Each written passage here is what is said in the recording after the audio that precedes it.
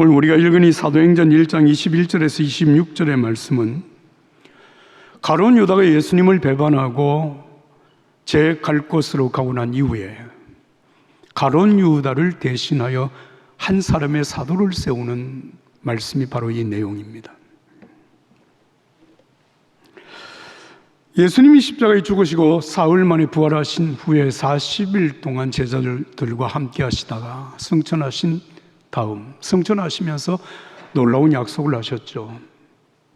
아버지께서 약속하신 것을 기다리라. 성령을 기다리라. 너희는 몇 날이 못되어 성령으로 세례를 받으리라고 말씀하신 주님의 말씀을 믿고 그들이 한 곳에 모여서 기도하기를 시작합니다. 120명이 모였습니다. 그들이 오순절날 성령의 충만함을 받기까지 약 한 열흘 동안 한 곳에 모여 기도하는 가운데 그들에게 최대의 관심사항 중에 하나는 가룟 유다가 버리고 간 사도의 직분을, 다른 사람을 세워야 된다고 하는 것이었습니다. 오늘 이 본문의 말씀, 여러분 21절과 22절의 말씀을 한 목소리로 읽겠습니다. 사도행전 1장 21절 22절입니다. 이러하므로 요한의 세례로부터 우리 가운데서 올려져 가신 날까지 주 예수께서 우리 가운데 출입하실 때에 항상 우리와 함께 다니던 사람 중에 하나를 세워 우리와 더불어 예수의 부활하심을 증언할 사람이 되게 하여야 하리라 하거늘. 할렐루야. 21절과 22절의 말씀의 내용은 사도가 될 수 있는 객관적인 자질을 갖춘 사람, 그 자질의 기준이 두 가지를 지금 여기서 말씀을 하고 있습니다. 하나는 요한의 세례로부터 우리 가운데 올려져 가신 날까지, 다시 말하면 세례 요한에게 세례를 받으시고 공생의 3년 동안 사역을 하시고 십자가에 죽으시고 부활해서 승천하시는 그날까지 예수님께서 우리 가운데 출입하실 때 항상 우리와 함께 다니던 사람, 다른 사도들과 늘 함께 주님 곁에 함께 있었던 사람, 예수님에 대하여서 정확하게 정직하게 아는 사람, 그가 세례를 받을 때 성령이 임하셨던 사실, 그리고 이는 내 사랑하는 아들이라고 말씀하신 하나님의 음성을 분명히 기억하는 사람, 그리고 40일 동안 광야에서 금식하며 기도하시는 동안 마귀의 시험을 이기신 예수님, 그리고 3년 동안 말씀과 사역을 기억하고 있는 사람, 십자가의 죽음과 부활을 기억하는 사람, 그리고 승천하신 예수님을 다른 사도들과 함께 공유할 수 있는 사람이어야 한다라고 하는 말씀입니다. 여러분, 교회 일꾼은 이미 교회 일꾼된 다른 사역자들, 다른 일꾼들과 함께 그 믿음과 헌신을 공유할 수 있는 사람이어야 합니다. 지난 기독교 2000년 동안 나는 탁월한 하나님의 은혜를 받았습니다. 나는 특별한 계시를 받았습니다. 특별히 예수님의 재림에 관한 특별한 하나님의 계시를 받았습니다라고 자기 스스로 특별하다고 생각하는 사람들 가운데 여러분, 결국 이단으로 전락한 사람들이 적지 않았습니다. 여러분, 하나님의 사람은 남보다 특별한 사람이 아니라 같은 믿음을 가지고 함께 헌신할 수 있는 사람이어야 한다는 것을 우리에게 말씀을 하고 있습니다. 요한복음 20장 24절 25절에 우리가 잘 아는 도마에 관한 사건이 기록이 되어져 있습니다. 12제자 가운데 한 사람인 도마는 부활하신 예수님께서 제자들 가운데 나타나셨을 때에 그날 공교롭게도 도마가 그 자리에 없었습니다. 제자들이 부활하신 예수님을 만났다고 도마에게 말을 하자 도마는 난 도무지 믿을 수가 없다고 말을 합니다. 내가 직접 예수님의 그 손 못자국을 내가 보고 그 못자국에 내 손가락을 넣어보고 예수님이 창을 찔리신 그 옆구리를 내가 확인하기 전에 난 절대로 믿을 수가 없다고 말을 합니다. 다행히 은혜롭게도 주님께서 이 도마를 만나주시면서 그 못자국, 그 창자국을 보여주시면서 이렇게 말씀하십니다. 너는 내 눈으로 보고 나서야 믿는구나. 보지 않고도 믿는 사람들은 더 복이 있는 자라고 말씀을 하셨습니다. 여기 오늘 사도가 될 수 있는 사람, 주님의 몸된 교회를 위해서 함께 일할 수 있는 사람, 그는 예수님께서 우리 가운데 출입하실 때 항상 우리와 함께 다니던 사람. 이게 참 중요한 말씀이에요. 여러분, 이것은 무엇을 얘기하는가 하면, 여러분, 믿음이 공유되기 위해서 함께 헌신할 수 있기 위하여서는 믿음의 사람들과 함께 할 수 있어야 된다는 거예요. 이것은 그냥 단순히 여러분 하는 얘기가 아니라 신앙과 삶에 여러분 성실함을 공유할 수 있어야 된다, 그런 얘기입니다. 모든 사람이 함께하는 그 자리에 그 사람이 빠졌기 때문에 도마는 예수님의 부활을 나는 믿을 수가 없다고 고집을 피우면서 항변했습니다. 그러나 여러분, 정말 우리가 있어야 할 그 자리에 함께 있어야, 예배할 때 함께 예배하고 함께 기도할 때 기도하고 헌신할 때 함께 헌신할 수 있는 사람, 이게 성실한 사람입니다.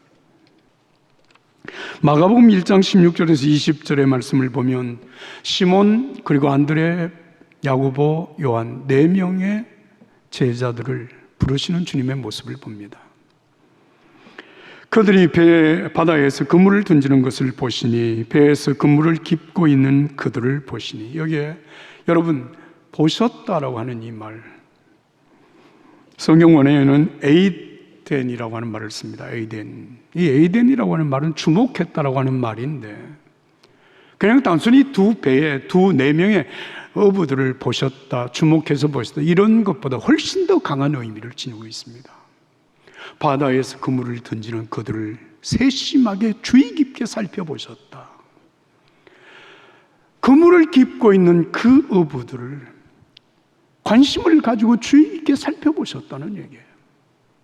예수님은 제자를 선택하실 때 현장에 나가서 현장에서 일하는 그들의 삶의 모습을 주의 깊게 살펴보시면서 그들의 삶에서의 성실함을 보시고 제자로 부르셨고 세우셨다는 말씀입니다. 두 번째로 여러분, 주님의 사도가 될 수 있는 사람, 반열에 오를 사람이 누구냐 하면 다른 사도들과 더불어서 예수의 부활을 증언할 수 있는 사람이라고 그렇게 말을 했습니다. 22절의 말씀이죠. 자, 그렇다면 여러분, 정말 주님의 진정한 일꾼이 되어지기 위하여서 왜 예수님 부활의 증인이라고 말을 했을까요? 예수님의 삶에서 여러분 중요하지 않은 것은 아무것도 없습니다. 말씀이 육신을 입고 이 땅에 오신 예수님의 탄생, 광야에서 금식하며 기도하시며 사단의 시험을 이기신 것, 3년 동안 공생애에서 가르치신 말씀과 행하신 사역들, 십자가의 죽음 그리고 부활, 이 모든 것이 다 중요한데 오늘 여기에 분명하게 하시는 말씀이 부활의 증인이 되어야 한다. 그가 바로 주님의 신실한 일꾼이 되는 가장 중요한 증거라고 말을 합니다. 여러분, 예수님의 모든 삶의 모든 것이 예수님의 부활을 만약에 우리가 제거해버린다면 그 모든 것은 의미를 상실합니다. 그래서 고린도전서 15장에 말씀하십니다. 만약에 예수님의 부활이 없다면 우리가 전하는 것 헛것입니다. 우리가 믿는 것 다 헛것입니다. 우리는 여전히 죄 가운데 있을 것입니다. 우리는 세상에서 가장 불쌍한 자일 것입니다. 그렇습니다. 여러분, 예수님의 부활은 시간 속에 계시던 그 예수님이 영원 속으로 진입했다고 하는 사실을 우리에게 말씀해 주시는 것입니다. 여러분, 여기 예수님 부활의 증인이라고 하는 이 증인이라고 하는 말의 의미가 참 특별합니다. 성경 원어에는 마르투스라고 하는 단어를 쓰고 있는데요, 이 마르투스라고 하는 이 말에서 영어의 순교자, 마트라고 하는 말이 나왔습니다. 순교자. 어떤 사람이 순교자가 되는 것입니까? 십자가의 죽음뿐만 아니라 우리를 위하여서 부활하신 예수 그리스도의 부활을 믿고 믿고 그 믿음을 가지고 예수님의 부활을 증언할 수 있는 사람, 그가 바로 순교자라고 하는 말입니다. 여러분, 예수님 제자들뿐만 아니라 그 예수님 십자가에 못 박히실 때 그들은 정말 몸서리치는 고통의 죽음을 다 목격했습니다. 그리고 그것이 끝이라고 생각한 사람들은 다 뿔뿔이 흩어졌습니다. 그런데 그들이 다시 모입니다. 여러분, 어떻게 그들이 다시 모입니까? 어떻게 여러분 오늘 이 땅 위에 교회가 세워진 것입니까? 그들이 바로 부활하신 예수님을 만났기 때문입니다. 개별적으로도 만났지만 공동체 속에서 부활하신 예수님을 함께 만났습니다. 그리고 그들은 성령의 충만함을 받고 예수님의 부활의 확실한 증인으로 여러분 이 땅 위에 교회가 세워지고 오늘 종교교회가 여기 있고 저와 여러분들이 여기에 있음을 믿으시면 아멘 합시다. 예수님 부활하셨기 때문입니다. 부활의 증인입니다. 여러분, 진실로 예수님의 부활을 믿고 예수님이 부활의 첫 열매라고 하는 사실을 믿고 증언할 수 있다면 여러분, 세상에 두려워할 것 아무것도 없습니다. 사람이 가장 두려워하는 것은 죽음. 그런데 그 죽음을 극복한, 죽음을 이기신 예수님의 부활, 그 생명의 승리를 믿는 믿음의 사람들이 무엇을 두려워하겠습니까? 수많은 박해와 수많은 고통 속에서 그들은 담대하게 너희가 십자가에 못 박아 죽인 이 예수를 하나님이 살리셔서 주와 그리스도가 되게 하셨습니다. 사도들의 위대한 증언이었습니다. 오늘 저와 여러분들이 바로 이 믿음 위에 세워진 교회, 이 교회의 믿음의 한 지체가 되었다고 하는 것은 여러분 죽음을 이기는 부활 생명의 사람이 되었다는 것을 증언하는 것입니다. 여러분들에게 이 은혜가 충만하게 되기를 예수님의 이름으로 축복합니다. 여러분, 사도의 반열에 오를 사람, 사도들과 언제나 예수님과 함께하는 사람, 그리고 예수님의 부활의 증인이 될 사람, 그 사람 두 사람을 사도들 11명의 사도가 선택을 해서 함께 기도하는 120명의 제자들에게 내놓았습니다. 그가 바로 요셉이라고 하는 사람과 마띠아라고 하는 사람이었습니다. 이어지는 말씀을 읽겠습니다. 사도행전 1장 24절, 25절, 26절입니다. 여러분 다 같이 함께 24절부터 26절 읽습니다. 그들이 기도하여 가로되 무사람의 마음을 아시는 주여, 이 두 사람 중에 누가 주님께 택하신 바 되어 봉사와 및 사도의 직무를 대신할 자인지를 보이시옵소서. 유다는 이 직무를 버리고 제 곳으로 갔나이다 하고 제비를 뽑아 마띠아를 얻으니 그가 11사도의 수에 들어가니라. 할렐루야.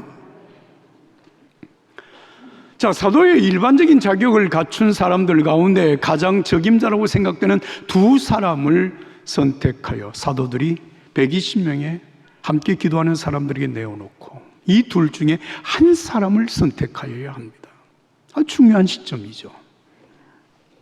그래서 이들이 함께 기도를 하는데 무사람의 마음을 아시는 주여, 이 두 사람 중에 누가 하나님의 선택을 받아 사도로 세움을 받아야 할 사람인지 우리로 하여금 알게 하여 주옵소서. 이 기도를 드립니다. 거기 모인 사람들의 모두의 마음을 아시는 주님, 이 모든 사람들의 마음속에 주님이 선택하는 사람이 누구인지 알게 하시옵소서. 그리고 그를 세우게 하여 주시옵소서. 이게 오늘 이들의 간절한 기도입니다. 사랑하는 여러분, 사실 요셉과 마띠아 이 두 사람은 사도가 될 만한 충분한 자격을 갖춘 사람들이죠. 둘 중에 어느 사람이 세워져도 문제가 될 이유가 없는 사람들입니다. 그러나 두 사람 중에 한 사람을 결정해야 되는 이 시기에 하나님이 선택하신 사람, 우리로 하여금 보게 하시고 그 하나님의 선택하신 사람을 세우게 하여 주시옵소서. 이 간절한 기도.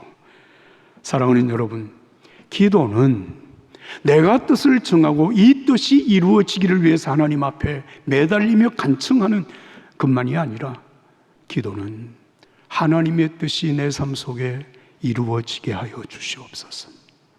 그렇게 기도하고 그렇게 하나님이 우리에게 주시는 결과를 응답으로 믿음으로 받는다면 여러분 그 믿음은 그 결과는 하나님의 선하신 역사를 이루어 가시는 일이 되는 것입니다. 이것이 우리의 믿음입니다. 예수님께서 12명의 사도를 선택하여 세우실 때 기도의 본을 보이신 말씀이 누가복음 6장 12절과 13절의 말씀입니다. 예수께서 기도하러 산에 올라가셔서 밤새도록 하나님 앞에 기도하셨습니다. 이튿날 예수께서 제자들을 부르시고 그들 가운데 12명을 정하셔서 사도로 임명하셨습니다. 제가 이 말씀을 묵상을 하다가 아니 예수님 꼭 그렇게 기도하지 않으셔도 예수님 다 아시잖아요. 그러면 선택하여 세우면 되는데 여러분 예수님은 이 일을 통하여서 우리에게 신앙과 삶의 본을 보이신 것입니다. 산에 올라가서 밤새도록 기도하셨어요. 그리고 그 다음 날 12명의 제자를 선택해서 사도로 임명을 했다는 것입니다.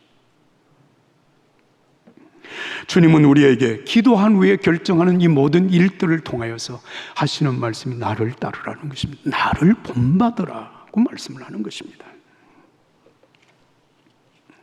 그리고 최후의 결정 방법은 제비뽑기였습니다. 여러분 이 제비뽑기라고 하는 것은 요행을 기다리는 선택이 아니라 하나님이 결정하시는 결과에 대하여서 우리가 순종하겠습니다, 믿음으로 받아들이겠습니다라고 하는 분명한 신앙의 의지를 보여주는 방법입니다. 사랑하는 여러분, 제가 오늘 여러분들에게 이 말씀을 드리는 이유를 혹시 짐작하시고 계시는 분 계십니까? 지금 우리는 대단히 중요한, 우리 교회에서는 대단히 중요한 시점에 이루고 있습니다. 23대 담임 목사님을 청빙하는 일을 위하여서 우리는 지금 정말 하나님 앞에 간절히 기도하고 있습니다. 지난해가 시작이 되어질 때에 장로님들 가운데 여러분들이 우리 교회의 담임 목사님을 청빙하기 위하여서 어떤 기준을 가지고 목사님을 청빙해야 할 것인가, 청빙에 대한 규칙과 세칙을 만드는데 다른 교회에서 어떻게 진행을 했는지 다 조사를 하고 그 모든 결과를 가지고 우리 교회가 이 일을 어떻게 해야 될 것인가를 여러분 정해서 3페이지 A4 용지 3페이지를 만들었어요. 규칙과 세칙 그리고 로드맵을 다 작성을 해서 기획위원회에서 그 사실을 내놓고 토의를 하면서 그 내용을 받아들였습니다. 그리고 8월 말부터 청빙위원 12명을 선택을 했습니다. 6명의 장로님과 그리고 교회 남녀선교회, 청장년회, 청년회, 교회 각 기관에서 한 명씩 대표로 선출해준 그 6명과 더불어서 12명이 청빙위원이 되었습니다. 규칙과 세칙 그리고 로드맵에 따라서 지난 1년 동안 성실하게 이 일을 준비해 왔습니다. 우리는 작년 8월 이 일이 시작이 되는 그 시점에 여러분들 가운데 자원해서 함께 기도하겠다고 결정하신 분 1221명을 우리가 중보기도자로 세워서 매주마다 기도의 제목을 드리고 그리고 함께 한 주에 1시간씩 이 일을 위하여서 기도해 왔습니다. 그래서 지난 토요일까지 여러분 48주간 이 기도를 계속해 온 거예요. 제가 계산을 해보니까 1221명이 48주간 동안 기도한 총 기도의 시간이 얼마인가 하면 58,608시간입니다. 결코 적은 시간이 아닙니다. 물론 그분들만 기도하는 것이 아니라 거기에 자원해서 함께 이름을 올리지 않은 분들도 함께 기도를 하셨기 때문에 이 일을 위하여 기도하신 분들은 훨씬 더 많고 기도의 시간 훨씬 더 많으리라고 저는 확신하고 있습니다. 이제 청빙위원들이 약 1년에 걸쳐서 이 일을 진행해 온 가운데 여러분 8월 21일까지 마지막 한 분을 선택하는 일을 진행하게 됩니다. 여러분, 교회 담임 목사님을 증빙하는 일이 얼마나 중요한지 여러분 아시잖아요.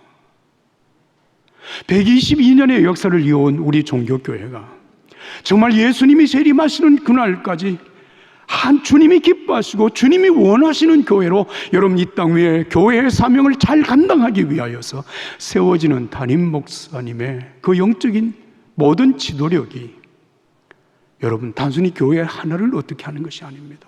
여러분의 개인, 여러분의 가정, 여러분들의 일터, 그리고 몸된 교회와 이 나라와 민족의 소중한 은혜와 축복의 통로가 될 것이기 때문입니다. 이 일은 소중합니다. 우리 하나님 앞에 간절히 기도해야 될 그 기도의 내용은 정말 우리 모두의 마음을 아시는 하나님께서 하나님이 원하시고 하나님이 세우시기를 원하시는 그 한 분이 누구신지 우리로 하여금 알게 하여 주시옵소서. 그분이 세워지게 해 주시옵소서. 내가 원하는 사람, 내가 생각하는 최고의 사람이 아니라 정말 주님이 원하시는 그 한 분이 이 교회 23대 담임 목사님으로 세워지게 하여 주시옵소서. 여러분 함께 기도하여 주시기를 주님의 이름으로 부탁합니다. 로마서 8장 28절 말씀대로 우리가 알거니와 하나님을 사랑하는 자 곧 그 뜻대로 부르심을 입은 자들에게는 모든 것이 합력하여 선을 이루느니라. 믿음으로 기도하고 기도한 결과를 믿음으로 받아들일 때 여러분 그 일 속에 이루어지는 하나님의 역사를 경험하게 되는 것입니다. 오늘 이 은혜가 우리 모두에게 함께하기를 주님의 이름으로 축복합니다. 마지막으로 오늘 여러분들에게 바울 사도의 간절한 기도와 그 결과에 대하여서 믿음으로 받아들인 그 바울 사도에게 이루어진 하나님의 역사, 고린도 후서 12장 7절에서 10절의 말씀을 제가 메시지 성경으로 읽음으로 오늘 말씀을 맺도록 하겠습니다. 받은 계시들이 엄청나고 또 내가 우쭐거려서는 안 되겠기에 주님께서는 나에게 장례를 선물로 주셔서 늘 나의 한계를 절감하도록 하셨습니다. 사탄의 하수인이 나를 넘어뜨리려고 전력을 다했고 실제로 내 무릎을 꿇게 하였습니다. 그래서 내가 교만하게 다닐 위험이 없게 한 것입니다. 처음에 나는 장애를 선물로 여기지 못하고 그것을 없애달라고 하나님께 간구했습니다. 3번이나 그렇게 간구하였는데 주님께서는 이렇게 말씀하셨습니다. 내 은혜가 네게 족하다. 네게 필요한 것은 그것이 전부이다. 내 능력은 네 약함 속에서 진가를 드러낸다. 나는 그 말씀을 듣자마자 이렇게 된 것을 기쁘게 받아들였습니다. 나는 장애에 집착하는 것을 그만두고 그것을 선물로 여기며 감사하기 시작했습니다. 그것은 그리스도의 능력이 나의 약함 속으로 쇄도해 들어오는 하나의 사건이었습니다. 이제 나는 약점을 기꺼이 받아들입니다. 나를 낮추어주는 약점들, 모욕, 재난, 적대행위, 불운을 기쁘게 받아들입니다. 나는 그저 그리스도께 넘겨드릴 따름입니다. 그리하여 나는 약하면 약할수록 점점 더 강하게 됩니다. 사랑하는 여러분, 믿음으로 기도하고 그 기도의 응답을 믿음으로 받아들이며 나가는 삶 속에 하나님의 놀라운 능력이 나타났다라고 하는 사실입니다. 여러분 함께 기도합시다. 그리고 기도의 결과로 주시는 하나님의 응답을 믿음으로 받아들입시다. 그리고 우리 함께 섬기는 교회를 통해 이루어 가시는 하나님의 역사를 함께 경험하는 우리 모두가 되기를 예수님 이름으로 축복합니다.